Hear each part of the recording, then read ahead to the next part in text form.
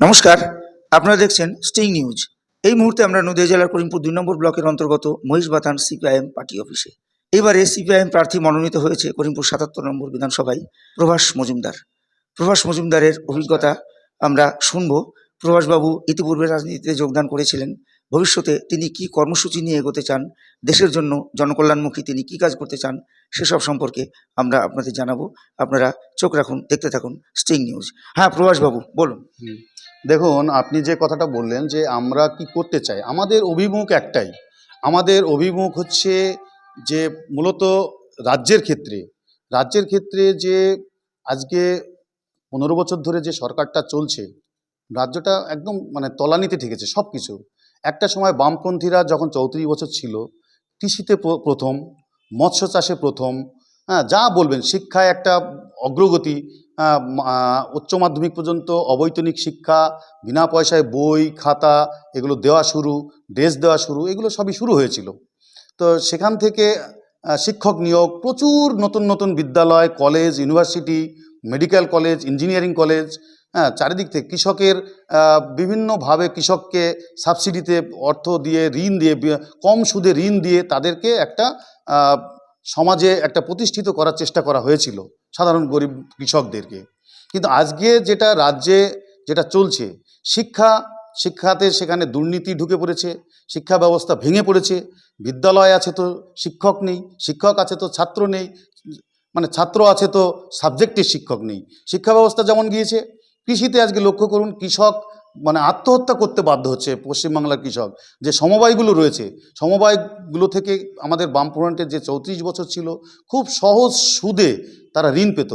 আজকে এই সমবায় থেকে ঋণ দেওয়া প্রায় বন্ধই হয়ে গিয়েছে, কৃষকদের ঋণ দেওয়া হয় না। এখানে একটা দালাল চক্র চলছে, তারা সেখান থেকে টাকা লুটপাট করছে। আজকে সেই দিকটাকে আমাদের বেশি করে দেখতে হচ্ছে। একদিকে স্বাস্থ্য, আজকে আমরা জানি যে স্বাস্থ্য পুরোটাই হচ্ছে যেটা ঘটছে যে পয়সা দিয়ে চিকিৎসা, আর সরকার সেখানে বিনা পয়সায় ওষুধটা দিচ্ছে না, এবং বেড ভাড়া পর্যন্ত দিতে হচ্ছে মানুষকে।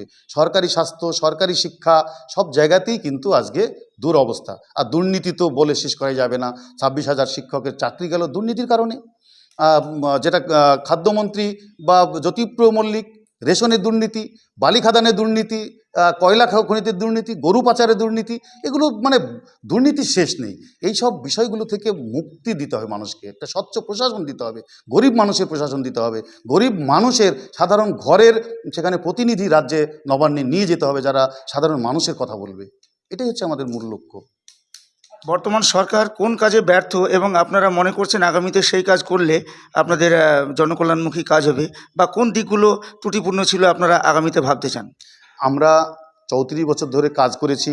৩৪ বছরে যে সব কাজই যে আমাদের একেবারে 100% আমরা সঠিক করেছি বা সবটা পূর্ণ করে দিয়েছি মানুষকে, এ কথা আমরা কোনোদিনই বলিনি।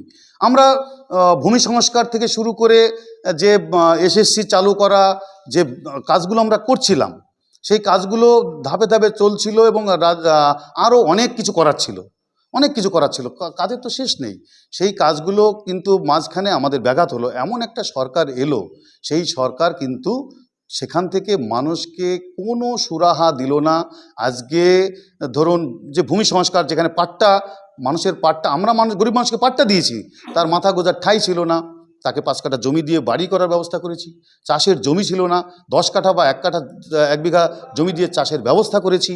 হ্যাঁ, কিন্তু আজকে এই সরকার এসে বিএলআরও অফিসের যা দুর্নীতি, এমনকি যে পাট্টা দেওয়া সম্পত্তিগুলো, সেই সম্পত্তিগুলো বেনামে অনামে বিভিন্নভাবে দলিল করে দেওয়া হচ্ছে, এবং সেখান থেকে তাদের কাছ থেকে এই পাট্টাদারদের কাছ থেকে জমি কেড়ে নেওয়া হচ্ছে।